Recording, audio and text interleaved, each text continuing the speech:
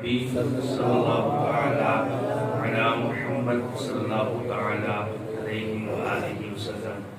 آج کا ہمارا موضوع ہے کف ثوب کے بارے میں معلومات۔ تو کف ثوب کس کو کہتے ہیں سب سے پہلے یہ سمجھ لیجئے، اور آج انشاءاللہ ہم اس موضوع کے ساتھ ایک اور موضوع کو بھی سماعت کریں گے۔ کف ثوب کہتے ہیں کپڑے کو موڑنا، کف کہتے ہیں موڑنا اور ثوب کہتے ہیں عربی میں کپڑے کو موڑنا۔ اگر کپڑا موڑا ہوا ہو تو اس کی نماز کا کیا حکم ہے؟ تو یہ سب سے پہلے اس کا حکم سماعت کر لیں کہ نماز میں کف ثوب یہ مکروہ تحریمی ہے۔ نماز میں کف ثوب مکروہ تحریمی ہے، اور جو نماز مکروہ تحریمی ہو وہ نماز واجب الاعادہ ہو جاتی ہے، یعنی اس کا دہرانا یہ واجب ہو جاتا ہے۔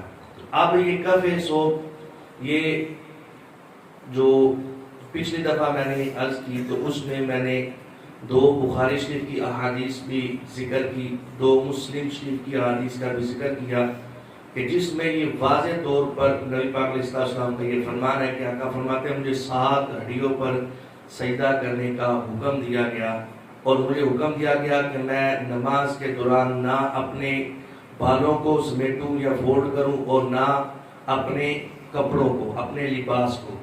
یہاں پر ایک دفعہ ایک نمازی حضرت کو میں جب یہ عرض کر رہا تھا تو وہ کہہ رہے تھے کہ کف میں بھی تو کپڑا فولڈ ہوتا ہے، تو اس میں یہ بات سماعت کر لیجئے کہ یہ جو کف میں کپڑا فولڈ ہوتا ہے نا یہ لباس میں شامل ہے۔ وہ درزی اس کو فولڈ کر کے اوپر سلائی لگاتا ہے تب وہ جا کے لباس بنتا ہے، تو لباس میں جو کپڑا ہے اس کے فولڈ کرنے سے نماز مکروہ تحریمی ہوگی، اور یہ آدھی کلائی سے زیادہ اگر اس طرح ہم نے چڑھائی ہوئی تو یہ نماز میں مکروہ تحریمی ہے۔ بہار شریعت میں بھی یہی مسئلہ لکھا ہوا ہے، فتاوی رضویہ شریف میں بھی اعلیٰ حضرت سے جب پوچھا گیا تو انہوں نے بھی مکروہ تحریمی کا لکھا ہے۔ بخاری شریف کی بھی 2 احادیث ہے، مسلم شریف کی بھی 2 احادیث ہے۔ پچھلے سال والی اگر آپ ریکارڈنگ دیکھیں گے تو انشاءاللہ اس میں نے وہ دلائل سارے عرض کیے ہیں۔ تو مقصد فقط دلائل نہیں، ماشاءاللہ ماننے والے ہیں اس لیے فقط ذکر کر رہا ہوں۔ اب اس میں ایک اور مسئلہ ہے کہ یہ جو تہمد وغیرہ باندھتے ہیں، پنجابی میں دھوتی کہنے ہیں، وہ پہنتے ہیں تو وہ تو پہنی نہیں جاتی کہ اگر اس کو اوپر سے فولڈ نہ کیا جائے، تو جو لباس پہنا ہی اس طرح جاتا ہے کہ وہ بغیر فولڈ کے وہ پہنا نہیں جائے گا جیسے تہمد وغیرہ، تو اس میں اجازت ہے کہ وہ ہم جو ہے پہن کر فولڈ کر سکتے ہیں۔ اس کے علاوہ لباس کو فولڈ نہیں کر سکتے، نہ شلوار کو اوپر سے نہ نیچے سے، نہ ان کفوں کو کہیں سے بھی کپڑے کو موڑ کر نماز پڑھنے کی اجازت نہیں ہے۔ اگر کوئی اس طرح پڑھے گا تو اس کی نماز مکروہ تحریمی ہو جائے گی، نماز واجب الاعادہ ہوگی۔ اس سے اگلا ایک مسئلہ کہ یہ جو احباب پینٹ پہنتے ہیں عمومی طور پر وہ اتنی لمبی ہوتی ہے کہ ٹکنے جو ہے وہ اس سے چھپ جاتے ہیں، تو بعض احباب وہ ٹکنے ننگے کرنے کے لیے پینٹ کو فولڈ کرتے ہیں۔ تو یہ بات ذہن میں رکھیے گا کہ دوران نماز ٹخنوں کا یہ جو گٹے ہوتے ہیں پنجابی میں کہتے ہیں، ان کا ظاہر ہونا یہ نماز میں ہے۔ اگر یہ ظاہر نہیں تو نماز کا حکم ہے مکروہ تنزیہی۔ یہ کون سا حکم ہے؟ مکروہ تنزیہی کسے کہتے ہیں کہ جو شرعی طور پر ناپسندیدہ عمل ہو لیکن اس کے کرنے والا گناہگار نہ ہوتا ہو، اور اس سے نماز میں بھی کوئی حرج واقع نہیں ہوتا۔ البتہ اگر اس نے اپنے ٹخنے چھپایا تکبر کی وجہ سے تو یہ حرام اور مکروہ تحریمی ہے۔ تو اگر یہ حکم فولڈ کرنے والا یہ ہے مکروہ تحریمی، کپڑے کو فولڈ کرنا، اور ٹخنوں کا اگر چھپا ہوا ہے تو یہ مکروہ تنزیہی ہے۔ تو زیادہ سخت حکم کس پر ہے؟ فولڈ کرنے پر۔ تو ہم اگر اس طرح کا کوئی لباس پہنا ہوا ہے، پینٹ وغیرہ پہنی ہوئی ہے کہ جو ہمارے جس سے ٹخنے جو ہے وہ چھپے ہوئے ہیں، تو اب اس کا حکم یہ ہے کہ اس کو ویسے ہی چھوڑ دیں، فولڈ نہ کریں، کیونکہ فولڈ کرنے سے نماز مکروہ تحریمی ہو جائے گی، اور اگر فولڈ نہیں کریں گے تو نماز مکروہ تنزیہی ہے۔ اگرچہ حکم یہ فولڈ کرو کیونکہ شرعی طور پر ناپسندیدہ عمل ہے تو اس سے بھی بچنے کا حکم ہے، تو لیکن زیادہ سخت حکم فولڈ کرنے پر ہے۔ تو اگر ایسا لباس پہنا ہے جس سے ٹخنے جو ہے وہ ہمارے چھپے ہوئے ہیں، تو اگر اس کو فولڈ نہیں کر سکتے اس کو ویسے ہی چھوڑ کر ہم اپنی نماز کو ادا کر دیں گے۔ اللہ رب العزت ہمیں مسئلہ سمجھنے کی توفیق عطا فرمائے۔ دوسرا جو آج کا ہمارا موضوع تھا وہ یہ ہے کہ ہمارے بھی مساجد میں بعض احباب جو ہے وہ تراویح پڑھتے ہوئے 8 رکعت تراویح پڑھ کر چلے جاتے ہیں۔ تو یہ بات سب سے پہلے تراویح کا حکم سماعت کر رہے کہ یہ تراویح سنت مؤکدہ ہے، تراویح سنت مؤکدہ ہے، اس کے ترک کرنے والا بندہ گناہ گار ہوگا۔ 1 رکعت 2 رکعت بھی مس کرنے والا اس کی عادت نہ آتا ہے تو وہ بندہ گناہ گار ہوگا۔ یہ سنت مؤکدہ ہے تراویح۔ اب یہ جو حضرت روزانہ کی روٹین سے 8 پڑھ کر جاتے ہیں تو 12 تراویح چھوڑنے سے یہ گناہ گار ہوں گے۔ اب آ جائیں جو بخاری شریف کی احادیث کی دلیل دی جاتی ہے کہ بخاری شریف میں 8 تراویح کا حکم ہے اور ذکر ہے، تو وہ حدیث پاک میں انشاءاللہ آپ کے سامنے عرض کرتا ہوں۔ حضرت ابو سلمہ بن عبد الرحمن یہ سوال کرتے ہیں حضرت عائشہ صدیقہ رضی اللہ تعالی عنہا ام المؤمنین سے، کہتے ہیں کیف کانت صلاۃ رسول اللہ صلی اللہ تعالی علیہ وسلم فی رمضان۔ وہ عرض کرتے ہیں کہ اے ام المؤمنین کہ آپ ہمیں بتائیں کہ رسول اللہ رمضان مبارک میں کس طرح نماز پڑھتے تھے رات کو۔ آگے پھر فقالت حضرت عائشہ صدیقہ رضی اللہ تعالی عنہا وہ فرماتی ہیں ما کان یزید فی رمضان ولا فی غیرہ علی 11 رکعۃ۔ وہ فرماتی ہیں کہ نبی پاک علیہ السلام رمضان میں ولا فی غیرہ اور اس کے علاوہ میں 11 رکعت سے زیادہ نہیں پڑھتے تھے، 11 رکعت سے زیادہ نہیں پڑھتے تھے، جس میں 8 1 رکعت ہے اور 3 رکعت جو ہے وہ وتر کی ہے۔ اب یہاں پر اس بات کو وہ سب سے کم یہ اپنی دلیل مانتے ہیں کہ اس میں دیکھیں جی 8 تراویح کا حکم ہے، تو یہ بات ذہن میں رکھیے گا کہ یہ تو پہلی اس میں بات یہ ہے کہ اگر اس میں 8 تراویح ہے تو 8 تراویح ایک سائڈ پہ کریں میں سمجھانے کے لیے، اس سے آگے پھر 3 اور شامل کریں تو کتنی رکعت بنتی ہے 11۔ تو یہاں پر اگر 3 رکعت وتر ہے تو پھر ایک پڑھنے والا غلط ہوا، مسئلے کی سمجھا رہے۔ اب آدھی حدیث پر عمل کر لینا اور آدھی کو چھوڑ دینا یہ تو کوئی معاملہ نہیں۔ اگر اس کو تراویح پر معمول کرنا ہے تو 3 وتروں پر بھی معمول کیا جائے، پھر 8 تراویح اور 3 رکعت وتر پڑھی جائے اگر انہی کی بات مانی جائے۔ تو بات یہ ہے کہ یہاں پر تراویح کا ذکر ہی نہیں ہے۔ میں عرض کرتا ہوں کس طرح حضرت ابی سلمہ بن عبد الرحمن عرض کرتے ہیں حضرت عائشہ صدیقہ رضی اللہ تعالیٰ عنہ سے، تو نبی پاک علیہ السلام کا کیا طریقہ تھا وہ نماز رمضان المبارک میں، اور اگلی حدیث کے الفاظ ہیں ولا فی غیرہ، اور رمضان مبارک کے علاوہ،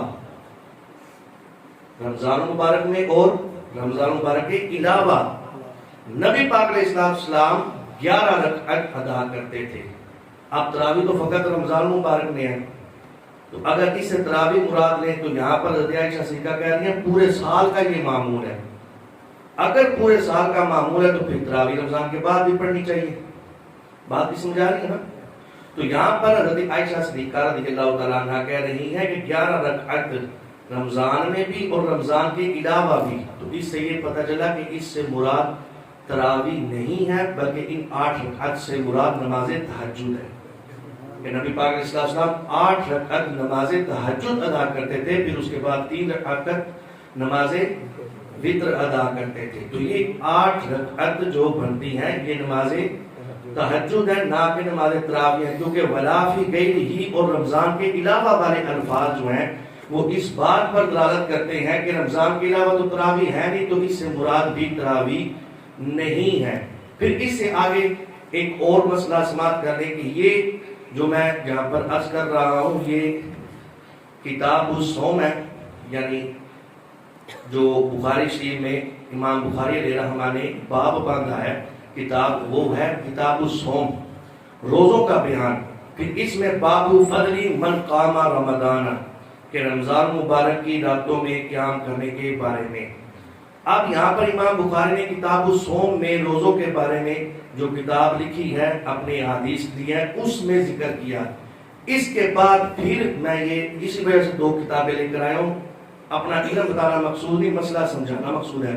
یہاں پر کتاب الصوم میں جلد نمبر 2 مکتبہ بشرا اس میں کتاب الصوم میں موجود ہے، اور اسی حدیث پاک کو یہ جو میں نے عرض کی نا سیم بالکل یہی حدیث پاک امام بخاری علیہ رحمہ کتاب التہجد میں بھی ذکر کر رہے ہیں۔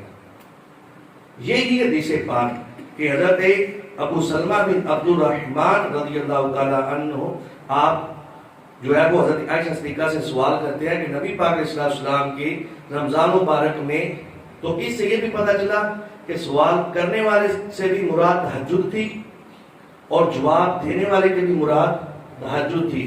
سوال کرنے والا بھی تہجد کے بارے میں سوال کر رہا ہے اور جواب دینے والے بھی تہجد کے بارے میں جواب دے رہے ہیں۔ تو یہ سیم بالکل یہی، یہ اوپر لکھا ہوا ہے کتاب التہجد، امام بخاری اس حدیث پاک کو کتاب التہجد میں لے کے آ رہے ہیں۔ تو اس سے یہ بھی پتہ چلا کہ ہم نے اپنے اٹکل پچو سے اس کو جو ہے وہ تہجد میں فٹ نہیں کیا، بلکہ امام بخاری اس بات کو ذکر کر رہے ہیں، اور یہ کتاب التہجد میں 8 رکعت کا ذکر ہے، یعنی یہ 8 رکعت نماز تہجد تھی جس کا ذکر اس حدیث پاک میں ہے۔ پھر یہی حدیث پاک امام مسلم نہ تو کتاب الصوم میں ذکر کر رہے ہیں، نہ رمضان مبارک کے بعد میں ذکر کر رہے ہیں، بلکہ امام مسلم اپنی صحیح میں اپنی کتاب میں اسی حدیث پاک کو کتاب التہجد میں ذکر کر رہے ہیں۔ یعنی اس بات پر متفق علیہ بات ہوگی، یعنی امام بخاری کی بھی یہی بات ہوگی اور امام مسلم کی بھی یہی بات ہوگی کہ اس حدیث پاک سے مراد جو 8 رکعت ہے وہ اس سے مراد کیا ہے؟ نماز تراویح مراد نہیں ہے۔ ولا فی غیرہ کے الفاظ بھی یہ بتاتے ہیں کہ رمضان کے علاوہ بھی نبی پاک علیہ السلام کا معمول تھا، یعنی 8 رکعت نماز تہجد ادا کرتے تھے، اور نبی پاک علیہ السلام پر جو نماز فرض تھی وہ 6 نماز فرض تھی۔ یہ بات ذہن میں رکھیے گا، ہم پر 5 ہے نا، آقا علیہ السلام پر 6 نمازیں فرض تھی۔ وَمِنَ اللَّيْلِ فَتَهَجَّدْ بِهِ نَافِلَةً لَكَ، یہ آیت سے بھی اس بات کا ثبوت ہوتا ہے، نبی پاک علیہ السلام پر 6 نماز فرض تھی، اور آقا علیہ السلام تہجد بھی ادا فرماتے تھے، اور یہ نبی پاک علیہ السلام کا خاصہ ہے کہ آقا علیہ السلام پر 6 نمازیں فرض تھی۔ پھر اس سے آگے ترمذی شریف میں امام ترمذی علیہ رحمہ اس حدیث پاک کو کتاب التہجد میں ذکر کر رہے ہیں، یعنی امام ترمذی بھی اس سے مراد 8 رکعت سے تہجد لے رہے ہیں، امام مسلم شریف بھی اس سے مراد تہجد لے رہے ہیں، امام بخاری علیہ رحمہ بھی کتاب الصوم میں ذکر کرتے ہیں، پھر جناب وہ کتاب التہجد میں بھی ذکر کرتے ہیں۔ تو اس بات سے یہ پتہ چل گیا کہ ان 8 رکعات سے مراد نماز تہجد ہے۔ اب ہماری بات واضح ہوگی کہ 8 رکعت سے مراد نماز تہجد ہے۔ اگلی 3 رکعت نماز وتر ہے، وتر 3 رکعت ہے، تو 3 رکعت وتر کا بھی ثبوت ہو گیا، اور 8 رکعت جو ہے وہ نماز تہجد ہے، نہ کہ نماز تراویح ہے۔ پھر حضرت عمر فاروق رضی اللہ تعالیٰ عنہ نے جب 20 رکعت کا حکم ارشاد فرمایا کہ 20 رکعت آپ تراویح پڑھیں، تو کسی ایک صحابی کا بھی کہیں ذکر نہیں ملتا کہ اس نے اعتراض کیا ہو کہ وہ 8 رکعت تراویح ہے، تو کسی نے بھی اعتراض نہیں کیا۔ یعنی اس سے یہ بھی پتہ چل گیا تمام صحابہ کرام کا اس بات پر اجماع ہے کہ رکعت تراویح کی 20 رکعت تراویح ہے۔ اب جو 8 پڑھ کر چلے جاتے ہیں وہ 12 رکعت تراویح کو چھوڑتے ہیں، تو 12 رکعت تراویح چھوڑنے سے وہ گناہ گار ہوں گے۔ اللہ رب العزت ہمیں مسائل سیکھ کر سمجھ کر اس پر عمل کرنے کی توفیق عطا فرمائے۔ آمین الحمدللہ رب العالمین والصلاۃ والسلام علی سیدنا الانبیاء۔ أطفي بها حر الوباء الحاطمة المصطفى والمرتضى وابناهما والفاطمة